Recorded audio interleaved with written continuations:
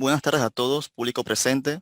Sean bienvenidos al segundo webinar de esta quinta ronda de webinares preparados por la Asociación de Estudiantes de Arquitectura de la Universidad Interamericana de Panamá, la AIARC-UIP, asociación sin fines de lucro, donde buscamos promover e incentivar el crecimiento de instrucción personal y profesional mediante diversas actividades que van dirigidas a los estudiantes, alumnos, profesionales y en general a todos los interesados que nos acompañan.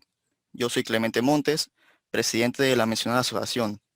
El día de hoy presentamos este webinar titulado Inexperiencias. El arquitecto invitado de hoy es José Isturain. Él es fundador y director de GIA, las siglas de José Isturain Arquitectos, desde 2008. Él además combina la actividad profesional con la académica, ejerciendo como docente en la Universidad de Panamá en la Facultad de Arquitectura y Diseño. Él nos hablará hoy acerca de su evolución, sus experiencias, su proceso de diseño y de cómo se puede reinterpretar los entornos en donde se desarrollan los proyectos. Les informo que mientras esté llevando la presentación a cabo, por favor mantengan sus cámaras y micrófonos apagados para no generar ninguna interrupción. Al final de la misma podrán realizar sus consultas por medio escrito a través del chat de Zoom o prender sus propias cámaras y micrófonos para realizarlas personalmente.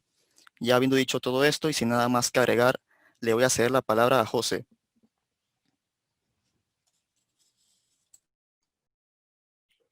Hola, muy buenas tardes.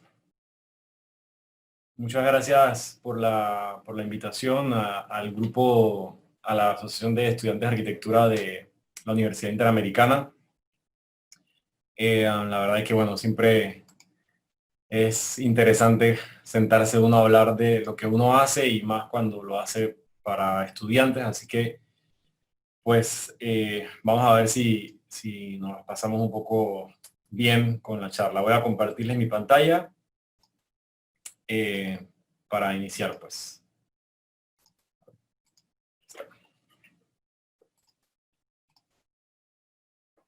Ok.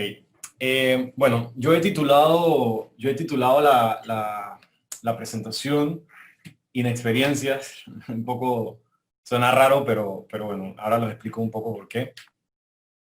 Eh, Primero que todo, bueno, como lo ha hecho Clemente, pues yo he estructurado un estudio, armamos un estudio ya tengo 15 años de carrera profesional, desde que terminé la carrera. Y en 2008, cuando regresé de estudiar mi maestría, pues armo mi oficina, armo la oficina GIA. Y a partir de este año, 2020, he formalizado, pues estamos en un proceso de evolución de la oficina y Nadine, que es arquitecta también y que, bueno, va a estar ahora también como socia mía del equipo de diseño de la oficina y probablemente, bueno, a fin de año estaremos como mostrando un poco la evolución y cuál es el resultado de nuestra unión como profesionales. Obviamente, pues el significado de la palabra inexperiencias es esto, ¿no? Falta de experiencia, ¿no? Y básicamente yo he decidido nombrar esta presentación así porque creo que es importante que como, y para ustedes, pues como estudiantes, si hay estudiantes como la mayoría, entender la experiencia se gana a partir de fracasos, ¿no? De equivocarse. Entonces, yo creo que es súper importante que los estudiantes de arquitectura de alguna manera logren siempre tener la mayor cantidad de experiencias previas a terminar su carrera, porque siempre resulta que sales de la carrera y entonces quedas como en un limbo. Y como no tienes experiencia, entonces muchas oficinas pues aprovechan de eso y bueno, si eres una persona con mucho talento, pues vas a sufrirlo más todavía, ¿no? Entonces es súper importante que ustedes puedan como construir su carrera a partir de las equivocaciones que se vayan a dar alrededor del camino que tomen, ¿no? ya sea como diseñador, ya sea como expertos en alguna, no sé, alguna rama de la arquitectura, porque no todo el mundo va a ser diseñador, y no todo el mundo puede ser diseñador, se necesitan también otras ramas para enriquecer la carrera. Entonces siempre es importante como dar el primer paso y equivocarse, no tener miedo a eso. Yo voy a hablar sobre 5 proyectos que desarrollamos en la oficina. 3 de los cuales nos hemos hecho este año en medio de la pandemia son puros concursos, y 2 que hicimos de concurso el año pasado. No son los únicos concursos que hemos hecho este año, de hecho. Haciendo así un poco el resumen, desde que empezó el año nos habíamos planteado hacer concursos sin saber que venía la pandemia. Y bueno, hasta hoy hemos hecho ya 7 concursos, 3 están aquí. Hay 2 que están en revisión ahorita mismo y uno que no vamos a presentar. Entonces, digamos que también quiero como hablar sobre eso, ¿no? Sobre que nosotros en este momento pues hemos sido ese grupo de personas privilegiadas que ha de alguna manera tenido la chance de poder trabajar en medio de la pandemia, pero no todo el mundo cuenta con esa posibilidad. Entonces es importante como mencionarlo para no estar, o sea, no piensen que si no han hecho esto está mal, tampoco es eso. Fue una decisión que habíamos tomado al inicio del año de hacer concursos y bueno, se presentó el tema de la pandemia, todo el mundo encerrado y bueno, decidimos como hacer trabajo de arquitectura y lo que nos gusta, ¿no? El primer proyecto es una sala de conciertos en la ciudad de Vilnius, en Lituania. Este proyecto es del año pasado, 2019, en junio. Y este proyecto lo hicimos en colaboración con la oficina Tahoma de la arquitecta María Isabel Arias y con la arquitecta también Catherine Nicolás. La idea era generar un proyecto, este era un proyecto bien grande, de hecho es uno de los proyectos más grandes que yo he diseñado. Y era una sala de conciertos en ese sitio, ¿no? La ciudad quería rediseñar y crear como un edificio icónico en medio de esta montaña que es como un sitio súper importante de la ciudad. El edificio que ven en pantalla pues estaba bien afectado por el tiempo, así que ellos proponen hacer un proyecto. Ahí en la mancha amarilla se ve la ubicación del edificio que acaban de ver y ven que hay como todo un área verde alrededor y hay un eje que se traza inconscientemente hacia otra plaza y luego hacia el río, ¿no? Entonces, bueno, nosotros empezamos como a desmembrar el edificio. El edificio está conformado como por 3 piezas y empezaron como estas primeras ideas esquemáticas. Esa es, digamos, la ubicación del edificio. Ahí en color gris se ve la huella que nos daba el programa. O sea, el programa nos decía, este es el terreno y no se pueden pasar de eso. Y nos permitía demoler el edificio porque el edificio no estaba en las condiciones adecuadas.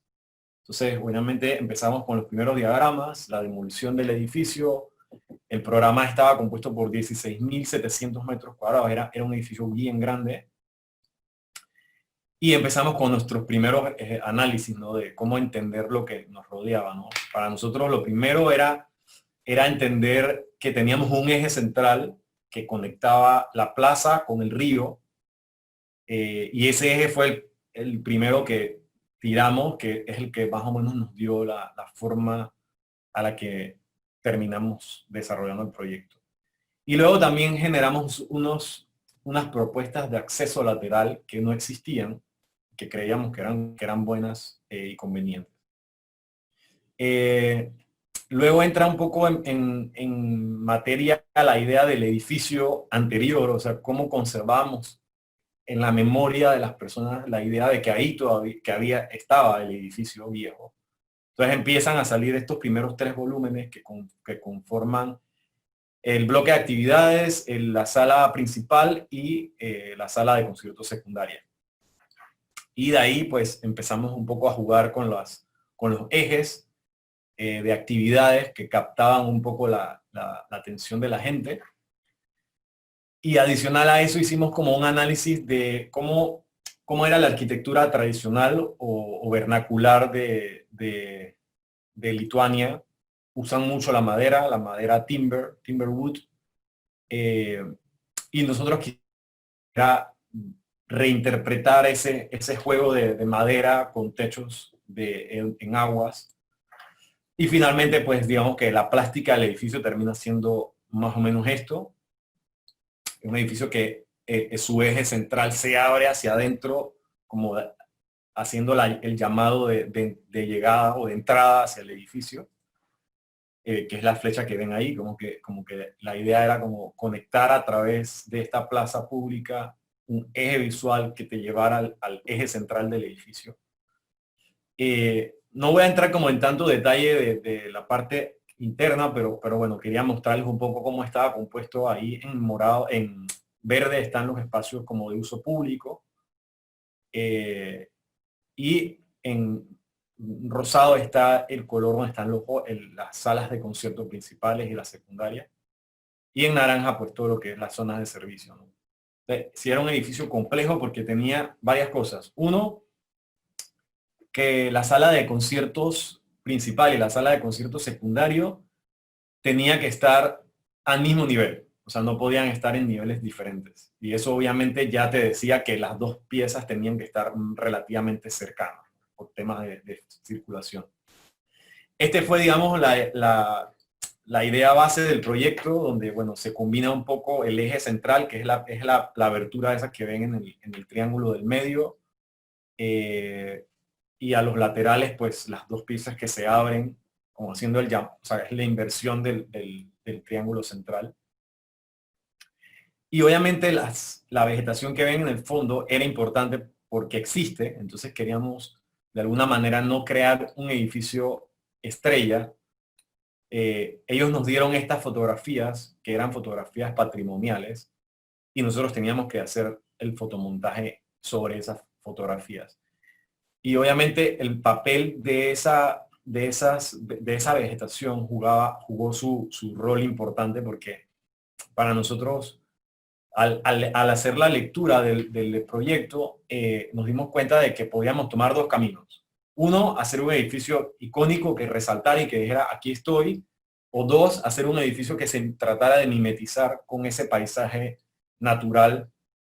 Obviamente esta es una foto en pleno otoño, creo, así que la idea era jugar un poco con eso, ¿no? Cómo se vería esto cuando esté verano y cómo se vería esto cuando esté completamente invierno, lleno de nieve.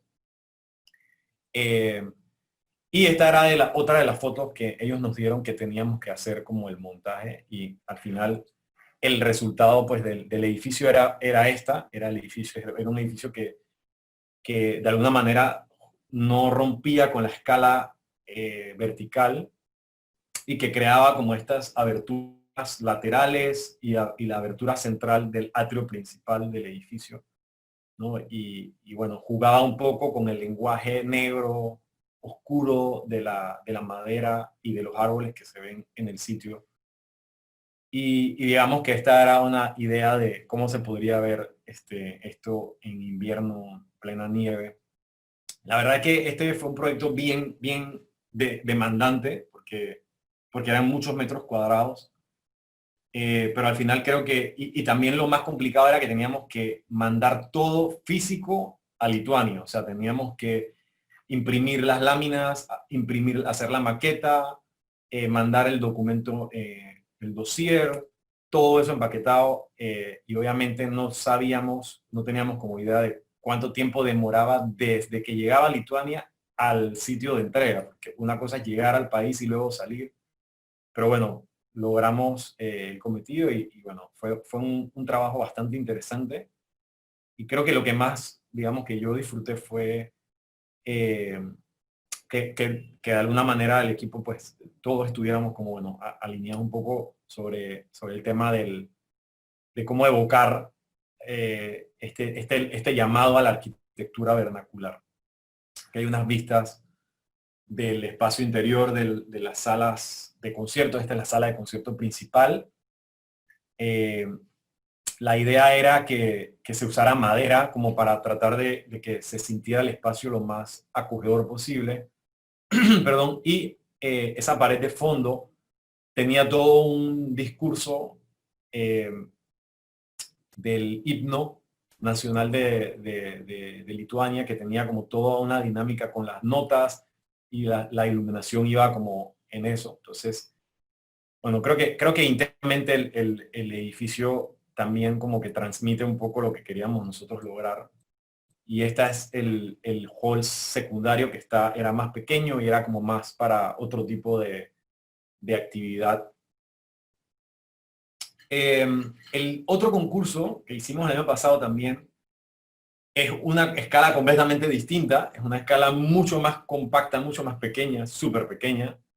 La espía convoca un concurso, lamentablemente pues no tuvo como mucho llamado, no tuvo como mucho alcance, muy poca gente se enteró, pero yo decidí participar y una de las cosas que, bueno, comentándolo con Nadine, era que estábamos claro lo que queríamos desde el momento uno, cuando nos dieron las bases, ¿no? La base pedía un monumento que celebrara los 100 años de la espía, ¿no? En el sitio donde está el monumento que celebra los 75 años. O sea, este monumento tiene, no sé, 25 años de estar ahí, supongo. Y la idea era hacer un monumento en ese punto. Sin embargo, como bueno, yo soy profesor en la Universidad de Panamá, yo uso el metro y camino por esa calle. Tenía muy claro que ese sitio es un sitio bastante desagradable para desplazarse peatonalmente. No es muy agradable. Entonces yo tenía ya como que, yo creo que por aquí nos podemos ir, ¿no? Entonces los problemas son lo que les comento, ¿no? Puros problemas urbanos, autos sobre acera, en algunos momentos incluso pues el propio chofer de la espía pues monta el carro ahí porque me imagino que se encuentra los estacionamientos ocupados y como no hay, pues bueno, lo montan en la acera. Actitud nuestra, ¿no? No hay parking, me monto en la acera, no importa. Y la imagen de arriba muestra un poco lo precario que es el espacio urbano para que las personas crucen de un lado a otro, ¿no? Por esta vía pasan miles de estudiantes de la Universidad de Panamá y muchos visitantes que van al Seguro Social. Entonces, digamos que el primer alcance que planteamos fue, ok, no queremos hacer un monumento y nos van a descalificar. Y no nos importa. O sea, vamos a hacer una propuesta consona con lo que realmente se necesita en el lugar. No importa que nos descalifiquen de salida, o sea, desde el día uno sabíamos que nos iban a descalificar, pero no importa. Vamos a hacer nuestro papel, nuestro rol. Ahí se ve, digamos, el análisis que hicimos, donde, bueno, las dos líneas rojas marcan la línea de propiedad, o sea, la servidumbre de 25 metros de la avenida Manuel Espinosa Batista, y, bueno, los estacionamientos que tienen años de estar ahí, pero están sobre la servidumbre, ¿no? Y hacen que el recorrido peatonal sea como, no sea fluido, porque tienes que estar moviéndote, caminando. Bueno, todos ustedes son estudiantes y estoy seguro que pasan lo mismo en frente de su universidad con el desastre que hay en la Tumamuerto. Así que hicimos estos diagramas como para estudiar un poco la forma. Ahí se ve la franja azul que muestra la acera existente y la franja amarilla que muestra los estacionamientos. Y el cuadrito de aquí abajo que muestra el monumento. Entonces dijimos, ok, no vamos a plantear un monumento horizontal, vertical, de visualización. O sea, no vamos a colocar un elemento para ser visto. Vamos a plantear un monumento horizontal de socialización, donde el mensaje que mande la espía sea un mensaje que en los próximos 10 años vamos a enfocarnos realmente en las cosas que nos importan, que es la gente. Así que el proyecto es una plaza de bolsillo enfrente del edificio de la espía que conmemore los 100 años de vida de este gremio importante, ¿no? Y obviamente, pues una pequeña analogía que hicimos fue sembrar 10 árboles cada uno representaría 10 años y bueno, enfrente de la acera, ¿no? Para hacer una acera mucho más agradable. Entonces, digamos que este es el planteamiento, ¿no? Ya recuperando el espacio, dejábamos habilitado un pequeño espacio de estacionamiento lateral que podía ser de uso, digamos, de la espía o de alguna persona con discapacidad que llegaba a alguna reunión y se pudiese estacionar ahí. Y generábamos pues un cruce peatonal en medio de la isleta, pasando al lado de donde estaba el monumento a los 75 años. Entonces teníamos este escenario y lo convertíamos en esto, ¿no? Básicamente era un trabajo muy urbano, muy de diseño urbano, un parque de bolsillo, una plaza de bolsillo, donde, bueno, como les comento, ¿no? Desde el día 1 sabíamos que íbamos a ser descalificados. Pero bueno, este ejercicio es también una crítica, digamos, a la arquitectura y a los arquitectos, que estamos para algo más que hacer solo edificios y casas. Y yo creo que eso es súper importante tenerlo claro, que nuestro aporte va más allá de eso, de estar esperando que el cliente nos diga o nos contrate. Nosotros podemos proponer, porque para eso estudiamos. Somos de las pocas profesiones que tiene la capacidad de imaginar algo que no ha sucedido, ¿no? O sea, somos, o sea, así como un científico se mata para ver, ok, en 20 años va a salir un nuevo virus, nosotros hacemos nuestra parte en temas de ciudad y lo podemos hacer. Entonces, eso creo que al final la crítica de la oficina era hacer este proyecto para generar este debate, ¿no? Yo estoy, digo, nos descalificaron, pero yo estoy seguro que muchos del jurado probablemente se quedó pensando, hey, probablemente esto tiene razón, no tiene lógica, ¿no? ¿De qué sirve poner un monumento ahí que diga que cumplimos 100 años si no puedes llegar, si está feo el lugar, si las aceras están en mal estado? Entonces, como que era un mensaje ahí oculto, pero bien claro.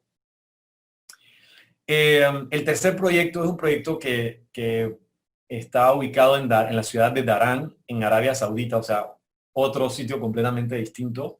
Este también es un concurso que hicimos este año en mayo. Los clientes eran una empresa inmobiliaria que estaba pidiendo ideas para unos apartamentos tipo dúplex en ese lote que ven ahí, la mancha blanca. Como ven, es escenario típico de Arabia Saudita, ¿no? Súper grisáceo, arenilla, polvo, desierto.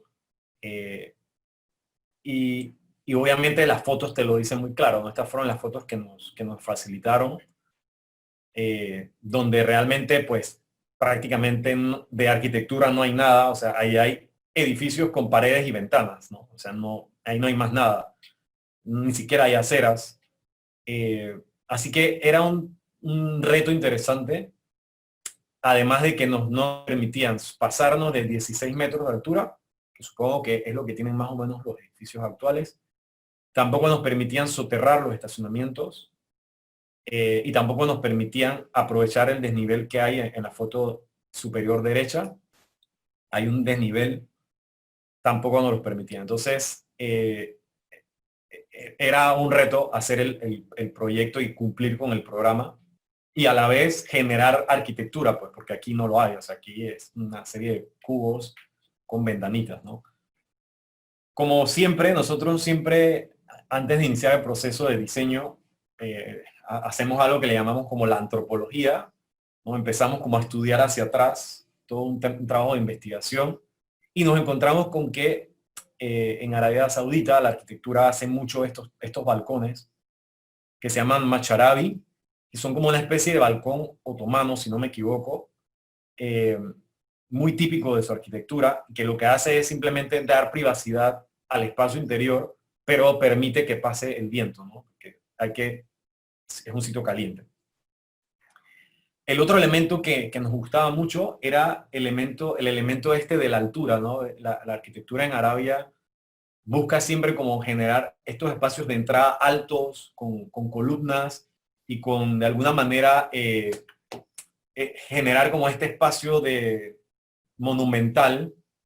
Así que esta imagen nos gustó bastante de los proyectos que fuimos investigando, nos llamó mucho la atención y la tuvimos ahí presente también.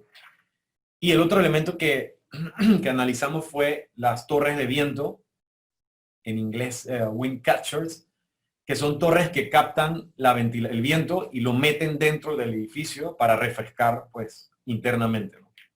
Súper interesante, la verdad, esa metodología de construcción y todo lo que hay detrás de la dinámica de cómo funciona y todo lo demás. Entonces, ok, basándonos en estos tres proyectos, empezamos a hacer como nuestros primeros esquemas y de salida queríamos algo, ¿no? No vamos a replicar un edificio en masa, masivo, porque es lo que hay. Así que empezamos como pasábamos del bloque horizontal fraccionado o cortado en pedacitos, como cuando cortas el cake, lo cortas en tiritas. La idea era crear pequeños microedificios que desde afuera se sintiera lo más fraccionado posible. Y también eso permitiese que el viento que venía desde la parte sur pudiera cruzar, ¿no? hacia las edificaciones de atrás. Entonces, un poco basándonos en eso, también empezábamos a estudiar, porque como son edificios, eran apartamentos tipo dúplex, estos apartamentos obviamente se montan uno sobre otro, ¿no? Así que teníamos la premisa de que teníamos que montarnos, en la planta baja era el área social y la planta alta eran las habitaciones, que también era lo que nos pedía. Y lo que ven en amarillo era otro tipo de edificio, de apartamento, que nos pedían de una habitación, y ese era de un solo piso. Entonces, al final lo que hicimos fue como generar como este entrelazado de la torre de adelante y la torre de atrás, obviamente aprovechando que nos desfasábamos por los apartamentos de una habitación. Y lo otro era crear un eje central que nos permitiese pues marcar la llegada al espacio interior del edificio. Entonces ahí se ven ya, digamos, los 6 elementos, pero en planta baja hay uno que no se hace, para permitir pues el paso central, ¿no? Y la conexión. Y entonces ahí se ve el elevador y el shaft del elevador y la escalera para subir al proyecto. Otra de las limitantes que nos pedía el programa era que teníamos que colocar un muro perimetral. Entonces también eso le restaba mucho a la arquitectura, pero bueno, era parte de lo que ellos estaban pidiendo, y el resultado pues final fue un edificio que de alguna manera jugaba con la arquitectura tradicional, pero también mostraba un poco de arquitectura contemporánea. Ahí se ven 2 de las 5 torres de viento, que al final son torres de viento, pero también es la escalera de los apartamentos. Lo que hicimos fue poner la planta, lo que hicimos fue sacar la mitad de la escalera, sale del elemento del edificio, del apartamento, para entonces poder generar esa circulación y traer viento hacia los apartamentos, tanto a la planta baja como a la planta alta.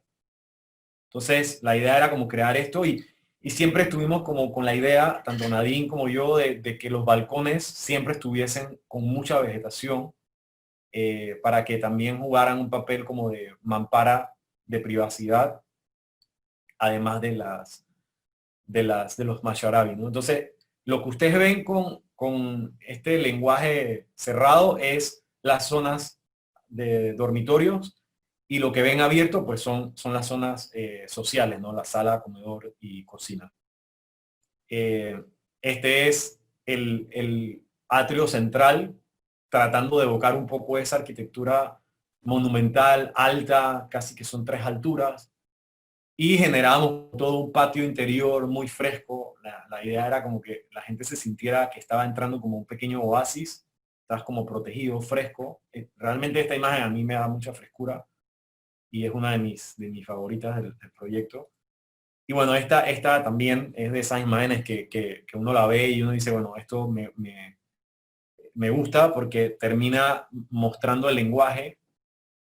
Otra de las cosas que hicimos, que no nos pedía el programa, fue hacer un tercer prototipo de apartamento, que es el que ven en el medio, que es como largo. Ese es un apartamento tipo penthouse, que lo que hicimos fue, en vez de crecer hacia atrás, crecimos hacia un lado para poder hacer el detalle de el entrelazado entre las 3 torres de la derecha y las 2 torres de la izquierda. Y bueno, una vista de noche que muestra un poco el espacio ese del atrio central iluminado desde atrás y cómo pues se puede ver la perspectiva interesante hacia la parte posterior del terreno, ¿no? Aquí tampoco ganamos, pero bueno, cuando uno concursa, está claro de que solo gana 1, 2 o 3, ya está. O sea, por un montón de propuestas ganarán 3 personas. Entonces, es, es, hay que concursar con la idea de que vas a ganar, pero tampoco ponerse a llorar porque no has ganado. Al final, estas son experiencias que se tienen que hacer y que yo creo que son importantes para todos, ¿no? Estudiantes, profesionales jóvenes y profesionales con más experiencia. Este penúltimo proyecto es un centro de interpretación de la naturaleza que entregamos en junio. Y este lo hicimos en colaboración con el arquitecto Pablo Martís y con Gustavo Santamaría, ambos amigos, colegas. Nos metimos en este concurso. Es una empresa española que organiza concursos. Y la premisa del concurso era hacer un centro de interpretación de la naturaleza. Lo podías ubicar en cualquier parte del planeta. Nosotros decidimos ubicarlo en Panamá. Nos hubiese encantado hacer más fotos, pero bueno, esto fue en pleno proceso donde no podías ni salir y tenías 2 horas para salir, así que tuvimos que trabajar con lo que teníamos. El proyecto lo decidimos ubicar en el Cerro Sosa. El Cerro Sosa es el que está frente al Administration Building. Ahí lo pueden ver a la parte superior derecha. Está el Prado de Balboa con el monumento de Goebbels y al fondo está el Teatro Balboa y detrás está el Cerro Sosa. Entonces nosotros decidimos hacer y colocarlo ahí porque nos parecía interesante, porque este cerro no tiene actividad. O sea, la gente va al Cerro Ancón, pero el Cerro Sosa como que hay un mirador, pero como que no está en nuestro imaginario. Entonces decimos, bueno, si generamos algo interesante de arriba, puede ser que la gente como que entienda la importancia del cerro, tanto desde el punto de vista como sitio de observación de la ciudad, pero también como sitio natural, ¿no? Atracción de aves, etcétera. Así que nos parecía un sitio interesante para colocar un centro de interpretación de la naturaleza. Además, que tienes todo el canal de Panamá, el puente de las Américas, o sea, tenías unas vistas muy interesantes. Lo primero que empezamos a jugar fue con los ejes, ¿no? Trazamos este eje, que es el eje del Administration Building y todo el Prado Balboa, y daba la casualidad que se montaba sobre 2 montículos del cerro. Entonces marcamos, digamos, ese punto de conexión. Y luego empezamos también a hacer nuestra investigación, ¿no? Nos llamaba mucho la atención estas imágenes de la vivienda en La Boca, muy cerca de ahí donde estamos. Y esta imagen de conexión, ¿no? Esto es un acueducto típico de la época romana y que conecta un punto alto con otro punto alto, ¿no? Y en el medio hay un punto bajo, que es lo mismo que hacía el proyecto. Así que nosotros decidimos trabajar conceptualmente en base a esta idea. Y como les decía, ¿no? Ahí en el Cerro Sosa se producían 2 montículos y en el medio se producía un espacio vacío. Entonces decidimos ubicar el proyecto que tocase los 2 puntos altos del terreno. Y nace pues esta primera aproximación esquemática del proyecto, ¿no? Pero entonces aquí dije, bueno, ¿esto qué tiene que ver con lo que acabamos de ver de los acueductos y lo demás? Aquí había una imagen que no coloqué, pero que nos llamaba la atención, que es las grúas que tiene Panama Ports. Aunque tiene toda esta serie de grúas metálicas que son las que cargan los contenedores. Entonces por ahí un poco iba la idea del proyecto a nivel arquitectónico, como que daba la sensación por eso nos gusta un poco siempre reinterpretar lo que nos rodea. Para mí, la arquitectura va en esa línea siempre, o sea, mirar lo que hay alrededor para enriquecer tu proyecto y que se enriquezca también el contexto. Entonces, bueno, sale este proyecto que son piezas que es una retícula de columnas muy clara, muy horizontal, y salen piezas que se van conectando con una rampa que recorre en la parte posterior. Va conectando punto por punto a través de una rampa, ¿no? La gente va bajando o sube o baja. Y finalmente, pues esta es como una vista desde el medio, desde la parte más baja, donde se ve la conexión, digamos, del edificio, con un techo típico de nuestro país, zinc. No hay más que darle la vuelta, hay que, pues, aceptar que esa es, digamos, la arquitectura que necesitamos: protección completa, aleros largos, y un techo liviano. Entonces jugamos con ese techo, con una estructura tridimensional metálica, y obviamente pues algunas perforaciones, paredes de madera que evocan mucho esa arquitectura de la boca de la zona del canal, de la antigua zona del canal.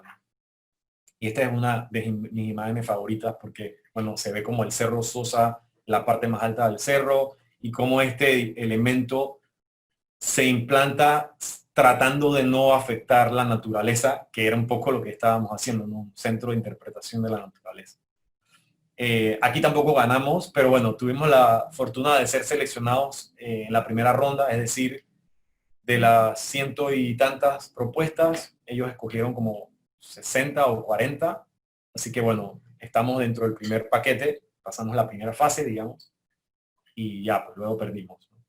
Por eso hablaba un poco del tema de saber perder. Es súper importante aceptar eso y no verlo como algo que, soy un fracasado, porque al final del fracaso es que se puede llegar al éxito, ¿no?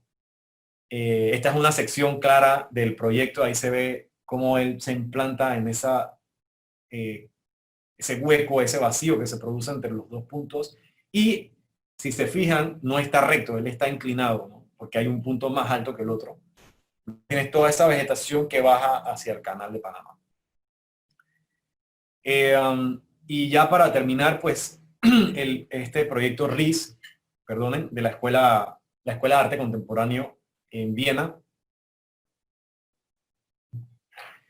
En este sí ganamos, en este ganamos el primer lugar, y la verdad que, bueno, todavía ya han pasado un par de meses y realmente me pone muy contento pues hablar sobre esto, porque es mi primer concurso internacional y el de Nadine, donde ganamos, y para nosotros es como bien de motivo de mucho orgullo pues haber podido participar, competir con arquitectos de muchas partes del mundo y salir ganador. Pues no es una cosa que te pasa todos los días, y menos en una pandemia. Entonces este premio tiene un sabor bastante diferente a lo que cualquier cosa que nos vuelva a pasar, porque no vamos a volver a pasar por una pandemia, ojalá, en muchos años, ¿no? Entonces el proyecto lo que buscaba era hacer una escuela de arte dentro de una plaza pública, una de las más importantes de Viena. Y de nuevo hicimos todo un trabajo de investigar qué había.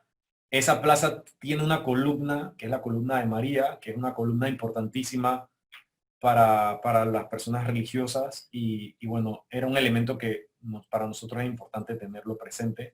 Esta es una foto buena porque es una foto justo después de los bombardeos en la época de la guerra, y ahí se ve que ya no está la Virgen María, pero bueno, ellos la volvieron a reconstruir. Y aquí se ven un par de imágenes del Street View, de cómo pues ahí está el elemento central. Ahorita mismo creo que en ese momento había una carpa porque había un circo, pero bueno, es un espacio público, ¿no?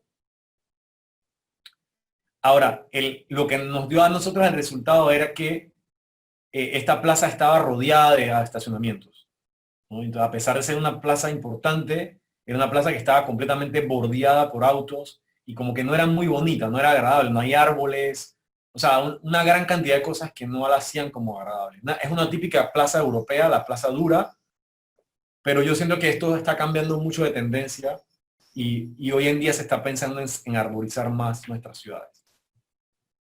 Este era el terreno, era la plaza, ¿no? Arriba de la plaza. ¿Qué hicimos nosotros? Nosotros dijimos, bueno, no podemos hacer un proyecto arriba de la plaza y no pensar no solo en la plaza, sino no pensar en todo lo que rodea el sitio. Así que nosotros decidimos hacer un proyecto en todo el terreno, o sea, no solo el que nos estaban dando, que era este, sino hacerlo en todo. Entonces empezamos a estudiar formas, cómo conectábamos dos plazas. Arriba a la derecha está la Plaza Memorial de los Judíos y abajo a la izquierda hay otra plaza que tiene una fuente de agua que también era como bien importante. Entonces íbamos conectando cosas, generando como conexiones. ¿Qué pasa si abrimos el edificio, si lo fraccionamos? Empezamos a jugar un poco con los ejes. Al final el edificio tiene una forma como si fuera esto, que es una manera como de abrazar a las personas hacia a que entren al proyecto. Y una de de los esquemas fue este, ¿no? Generar como casi que una linterna, ¿no? Frente a la columna de María. Para nosotros la columna era parte del terreno, no la podíamos obviar. Y la otra reinterpretación que hicimos fue del tema de las ventanas, ¿no? Cómo pasamos de estas ventanas con antepechos a unas ventanas más contemporáneas, más limpias, pero protegidas. Entonces, este era lo que nos dieron, carros alrededor, la columna, y esto fue lo que nosotros propusimos, una siembra de un montón de árboles en el perímetro, mantener la columna. Enfrente de la columna pusimos una plaza de agua, que son estas plazas que tiran chorros de agua, porque en las primeras imágenes que investigamos nos dimos cuenta de que había una fuente de agua en su momento ahí. Así que no tanto poner una fuente, sino que ok, vamos a poner algo más contemporáneo. Y bueno, aquí se ven un poco la planta con los 4 edificios importantes. Y este es un fotomontaje que hicimos aprovechando pues las herramientas del Street View y de los edificios 3D, donde bueno, se ve claramente pues cuál es la intención. Nos pasamos de esto a esto y el edificio, si tú lo miras así con los ojos achinados, prácticamente pasa desapercibido a pesar de que es arquitectura contemporánea metido en un contexto totalmente tradicional, ¿no? O sea, no choca, no es un edificio que, a pesar de que es un edificio contemporáneo, no es un edificio que como que dice, como que trata de decir aquí estoy, sino que él, bueno, nosotros tratamos siempre de hacer eso. Para nosotros la arquitectura o el edificio no es tan importante, sino que debe de pasar como un segundo plano y las cosas que suceden alrededor es lo que hace que el edificio sea importante. Aquí se ve un poco la sección con cómo se ve los estacionamientos abajo, el edificio, cómo hace el gesto y de inclinarse hacia la Virgen como un gesto casi como de respeto. Y bueno, finalmente pues las visualizaciones que creamos donde ahí se ve pues la plaza de agua, el eje de la Virgen con el edificio, con los dos edificios. Y esta vista que nos encanta porque bueno, muestra claramente cuál era nuestra intención de haber fraccionado el edificio, que, se resume en prácticamente este primer esquema o sketch que desarrollamos, ¿no? Entonces, bueno, eso es todo. Muchas gracias. Buenísimo, José. Excelente presentación. Muchas gracias a usted por la misma. Y aprovecho también para felicitarlo por la victoria en el concurso de Viena del proyecto RIS. Vale, muchas gracias. Y bien, como ya he mencionado anteriormente, una vez finalizada la ronda de presentación, damos inicio a esta ronda de consultas, preguntas y respuestas. Recuerden mencionarlas por el chat de Zoom o anímense a prender sus cámaras, sus micrófonos y mencionarlas personalmente. Y para incentivar, quisiera yo empezar con una pregunta a usted, arquitecto, eh, que ya usted mencionó el concurso de la espía, el monumento, que si bien tuvo un enfoque distinto, pero para un bien común, y también considerando que usted es socio fundador de Giro Urbano, y recientemente terminaron la intervención de urbanismo táctico de Calle Victoria, quisiera preguntarle que cuál usted cree que es el mayor desenfoque a la hora de realizar estas intervenciones, sea por conocimiento técnico, por el mismo presupuesto o por la propia organización y conexión con la comunidad. Yo creo que, o sea, el mayor problema que se tiene ahorita es que nuestra sociedad no está unida, o sea, cada uno está como por su lado.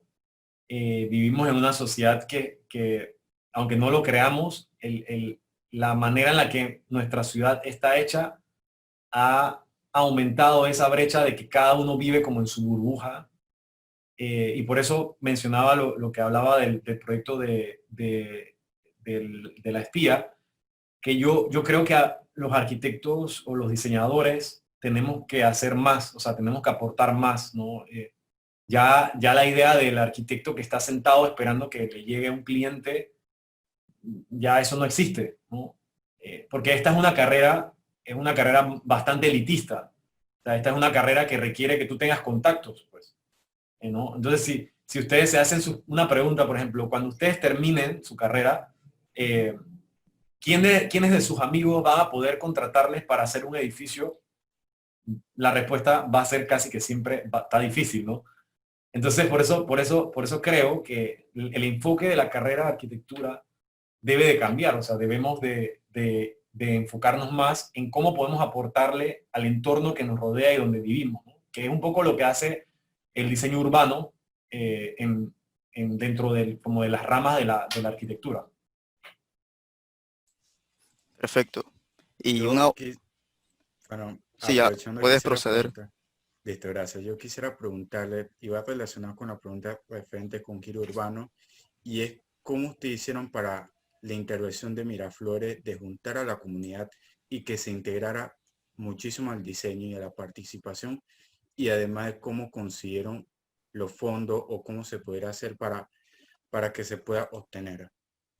Mira, en el caso de la calle Victoria, todos nosotros, el equipo, o sea, teníamos como muy claro qué queríamos hacer en cuanto a una posibilidad de conectar o de llamar la atención de la comunidad. Pero algo que fue lo más importante es que la comunidad se involucró en el proceso por un bien común. Ellos, esa comunidad, le cambiaron de la noche a la mañana el sentido de las calles y le pasaron de ser una calle de 2 carriles a una calle de 3 carriles. Entonces, al ellos estar como golpeados, se unieron, tienen una asociación de vecinos de Miraflores, así que fue mucho más sencillo como conversar con ellos y llegar a un bien común. Ok, ustedes quieren esto y nosotros tenemos el conocimiento técnico para poder ayudarles en ese proceso. Vamos a trabajar en equipo y vamos a llevar adelante el proceso. Los fondos los conseguimos a través de una organización estadounidense que bueno, es a través de un contacto que tuvo una de las socias de Giro y bueno, se nos presentó la oportunidad y dijimos, bueno, vamos a aprovechar es que la agrupación Winterline quiere hacer algo en Panamá, pero vamos nosotros a decirles cómo lo vamos a hacer y qué debemos de hacer.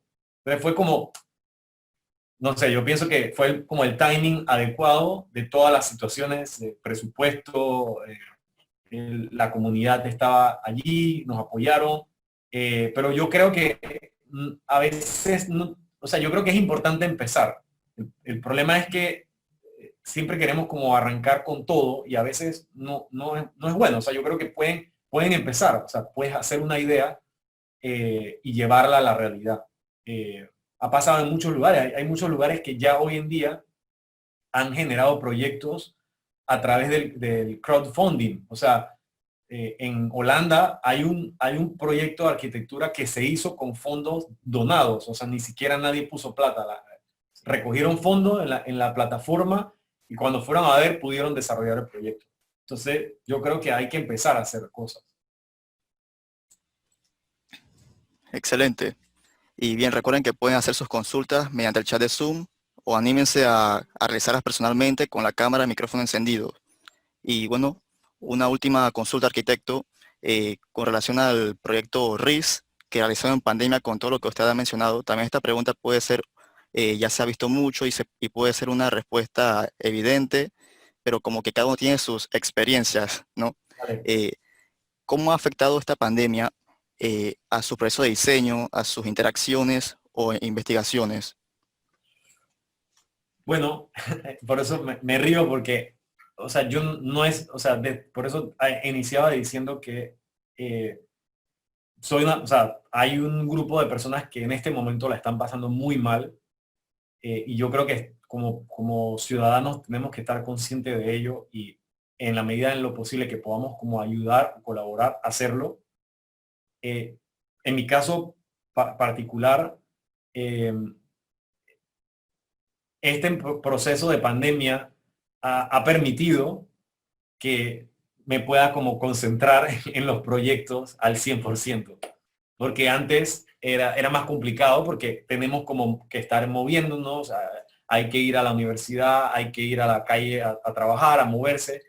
En cambio, como estábamos en casa encerrados, pasábamos todo el día encerrados, así que realmente yo no puedo decir que me ha afectado, sino que de alguna manera fue el momento ideal que yo dije, bueno, este es el momento ideal para poder hacer las cosas que siempre he querido hacer y que no he podido hacer por falta de tiempo. Ahora tengo no 8 horas al día para estar en mi casa, sino 24. O sea, yo me puedo parar a las 6 y me acuesto a las 6 del día siguiente y puedo entonces trabajar desde la oficina, ¿no? De la casa, ¿no? Entonces, yo siento que, bueno, he sido como bastante afortunado en ese sentido de que, bueno, que hemos podido seguir trabajando de esta manera. Yo he seguido dando clases.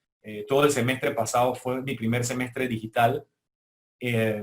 Fue un reto porque, bueno, es difícil estar como hablando a la cámara y no ver a nadie, no es tan cómodo. Entonces, sí fue interesante, fue bastante interesante y yo creo que, o sea, yo creo que hay que saber ver el vaso medio lleno y no medio vacío cuando puedas hacerlo, pues, porque a veces pues toca estar triste un rato, pero cuando no, hay que aprovechar y ver el vaso medio lleno y decir, bueno, esta es una buena oportunidad para aprovechar el tiempo, ¿no? Si voy a estar totalmente encerrado, pues aprovecho el tiempo.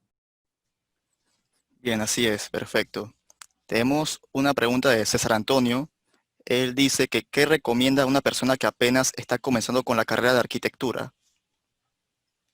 Am, yo creo que una recomendación que a mí a mí me funcionó mucho fue leer mucho de proyectos de arquitectura, empaparme un poco de cómo resolvían estos arquitectos sus proyectos, pero yo no me enfocaba en la plástica, porque la plástica tiene una razón de ser. Yo me enfocaba en la planta, o sea, cómo ellos resolvían este espacio comercial, cómo resolvieron esta casa, cómo resolvieron este edificio residencial. O sea, a mí, desde que estudiaba, siempre me llamó la atención la planta arquitectónica.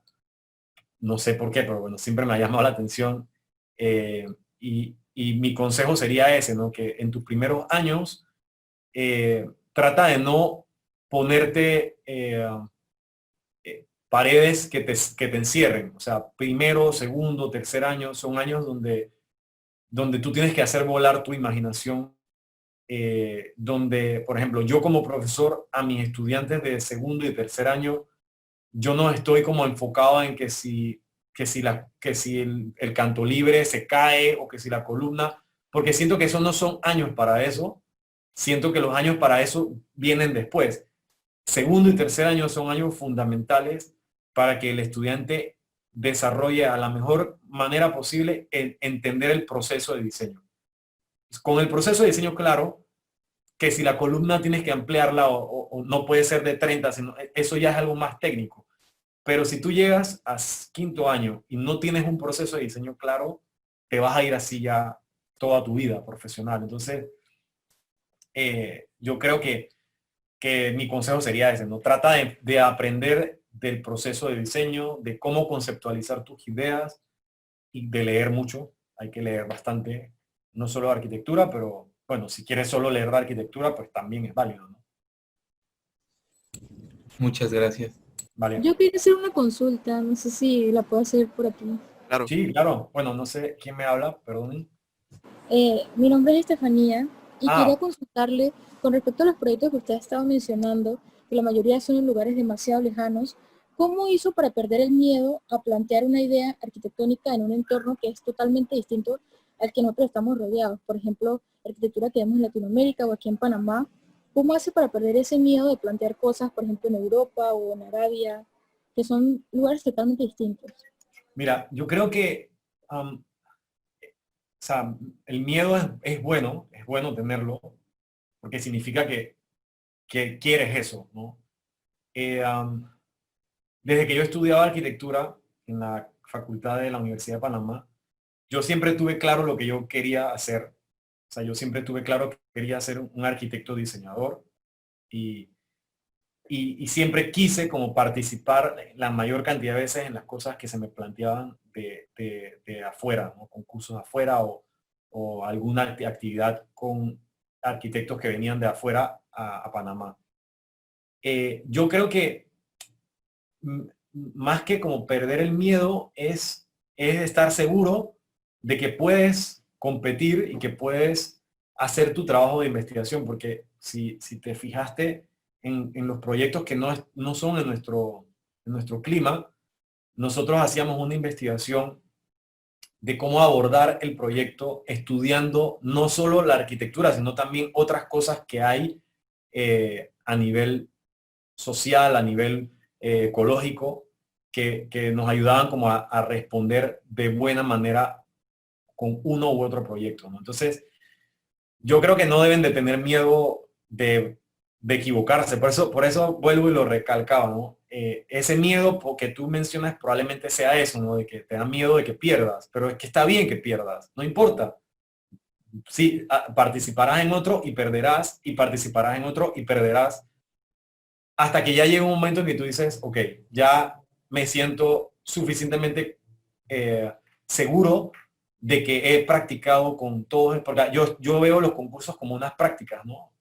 Yo mataría por estar como ustedes que están todo el semestre haciendo proyectos. A veces no puedes, cuando ya eres profesional, a veces tienes que hacer otras cosas eh, que quizás no están full relacionadas al diseño arquitectónico. Entonces, yo siento que ustedes no deben de tener miedo, eh, deben de salir adelante y nada, mostrar lo que tienen hasta donde puedan y bueno, si pierden, participas en otro y ya está. No le tengan miedo a eso. Eso es súper mi consejo, no tengan miedo en eso porque en verdad no vale la pena tener miedo tampoco.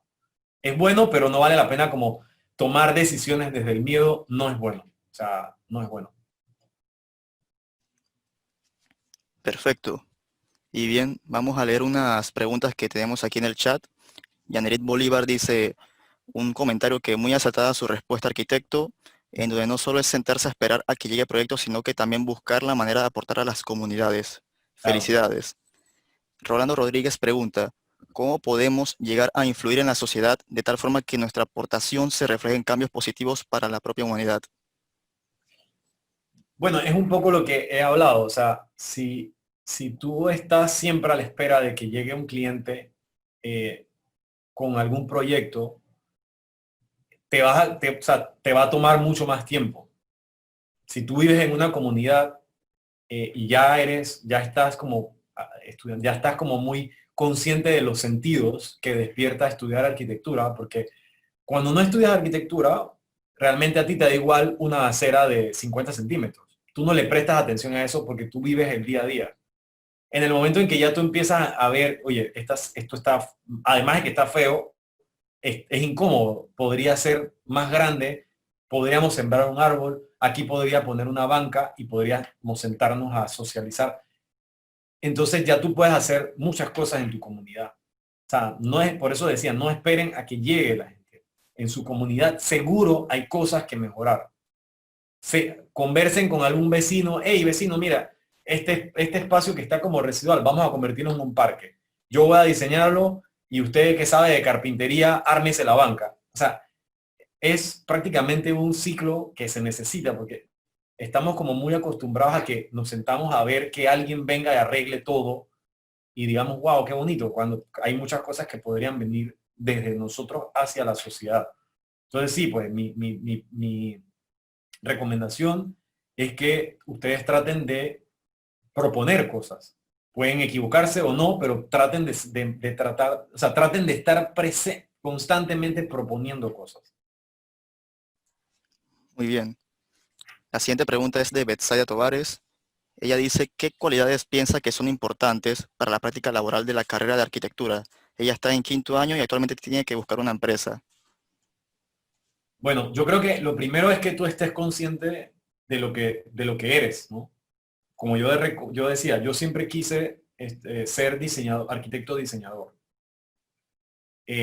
A mí me fue muy mal en estructura, por ejemplo, porque yo realmente mi materia importante era diseño. O sea, esa era la materia que ocupaba el 90% de mi tiempo. Todo lo demás era secundario para mí, totalmente secundario. Mi materia principal era diseño. Pero eso no es lo único. O sea, si tú estás en 5º año y te llama la atención la construcción, entonces, o sea, tienes que enfocarte en dónde quieres especializarte por lo menos los primeros años. Si te gusta la construcción, tienes que ir a buscar una empresa de construcción. Si te gusta el diseño, entonces buscas una empresa o una oficina que haga diseño. Ahora, no siempre vas a hacer eso, ¿no? Te va a tocar hacer, yo por ejemplo, he construido, me ha tocado hacerlo, no me disgusta, pero si me preguntas, ¿cuál es tu favorito? Mi favorito es sentarme a diseñar y a rayar y a hacer bocetos, etcétera, etcétera, etcétera. Entonces mi recomendación a la pregunta es esa. Primero tú tienes que hacerte la pregunta a ti, ¿en dónde te sientes cómoda? Y dependiendo de la respuesta, entonces tienes que ir a buscar un X o Y empresa. Perfecto. La última pregunta que nos llega aquí es de Cristian. Él pregunta que ¿dónde se entera de los concursos? Ok, bueno, hay muchas páginas web abiertas, Ars Daily, The Scene, o sea, realmente concursos hay en este momento y creo que en este momento se han triplicado los concursos, porque creo que las empresas organizadoras se han dado cuenta de que muchos arquitectos están en casa, entonces esa mente las tienen así como, ok, vamos a aprovechar que hay un montón de gente en casa, ¿no? Yo creo que solamente como poniendo en el buscador concurso de arquitectura o en inglés Architecture Competition, seguro que te van a salir muchísimas propuestas y bueno, ahí es yo siempre trato de decir que los concursos uno tiene que saber en dónde quiere estar, ¿no? O sea, tú puedes participar hay un concurso, por ejemplo, recién hay un concurso de diseñar la casa de una casita de pájaros. Eso es un micro diseño, ¿no? Y también hay otro concurso de diseñar una ciudad. Entonces tú tienes que decidir a dónde quieres participar, si tienes el tiempo para hacerlo y dedicarle. Aunque también te va a pasar como no, o sea, a mí pues me ha pasado muchas veces que nos metemos en un concurso y lo metemos a tiempo. El concurso se entrega en 6 meses y los primeros 4 meses me enredé porque bueno, nos enredamos con otras cosas y tenemos que hacer el proyecto en 2 meses cuando lo podríamos haber hecho en 6. Entonces viene la trasnochadera, etcétera. Eso pasa. También va a pasar que a lo mejor no entregues, aunque yo personalmente soy de lo que si inicio algo, lo termino. O sea, y no mediocre. O sea, si inicio algo y no tengo que dejar de dormir 3 semanas, vamos a dejar de dormir 3 semanas para entregar algo de calidad, por lo menos. Da igual si vamos a perder, pero vamos a perder entregando algo bien. Pero bueno, tú puedes tomar la decisión de no entregar. Dice, bueno, no entrego porque no me gusta y ya está. De hecho, me pasó. O sea, yo, para terminar, nosotros entregamos recién un concurso y yo no quería, ya no lo íbamos a entregar. Porque, bueno, vino como este momento de la pandemia donde como que las cosas, bueno, todavía no están bien, pero como que había mucho escándalo y entré como en una medio depresión y se me fue como el feeling de diseñar y no, ya había decidido dejar de hacerlo. Y como 2 semanas antes de la entrega, me desperté un domingo y dije, ¿sabes qué? Voy a entregar. Y obviamente pues tuve que armar un equipo ahí, llamé a dos amigos que me ayudaran a terminar, a presentar, a armar y entregamos un día antes de la fecha. Pero fue agotador, fue agotador, pero bueno, lo logramos. Entonces, digo, no hay una fórmula única en esto, hay que tirarse al vacío y darle, pues, participar. Que yo creo que es lo que falta en Panamá. Ojalá tuviésemos nosotros una plataforma donde permita que estudiantes y arquitectos compitan más, ¿no? Y no sea así como te contrato a hacer esto porque eres amigo del presidente o del vicepresidente, ¿no? Así es, perfecto. Y listo, leemos unos últimos comentarios de felicitación a usted, arquitecto, por la grandiosa presentación. Y Natalie dice excelente, ojalá hubiera ganado el concurso de la espía, porque es súper horrible transitar por ahí. Sí, es feo, ¿no? Y Bueno, bien, no, a lo mejor en algún momento lo podríamos hacer, quién sabe. así como con giro urbano, unas intervenciones así para Algo, mejorar el bien común, ¿no? totalmente. Y listo, si no hay ningún comentario extra, lo único que tengo que recalcar ahora es felicitar a usted por la presentación y agradecerle por su tiempo y dedicación. Y recordarles al público nuestro próximo webinar el día viernes con la firma Cota Paredes Arquitectos desde México. Y ya si no hay ningún comentario adicional, culmino la presentación. Muchas gracias, José, y nos vemos. Muchísimas gracias a la asociación por haberme invitado y bueno, estoy a la orden siempre cuando lo necesiten. Muchas gracias. Perfecto, gracias. Hasta luego.